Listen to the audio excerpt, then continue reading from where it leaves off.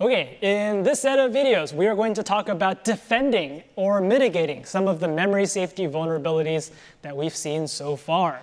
So in this section, we'll talk about different strategies for defending or mitigating the impact of the memory safety vulnerabilities that we've seen. So remember from last time, memory safety vulnerabilities are very dangerous.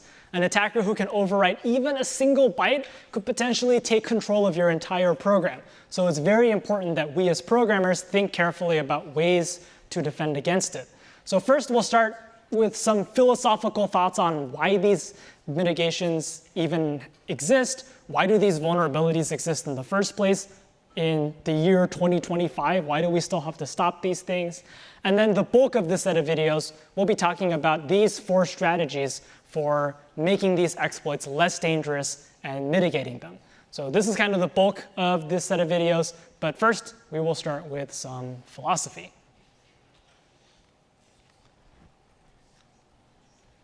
Okay, so let's start with the philosophy. So in this set of videos, we're talking all about defending against these vulnerabilities.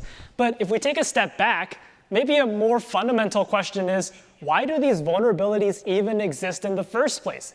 It's the year 2025. Has nobody thought of a way to fix these?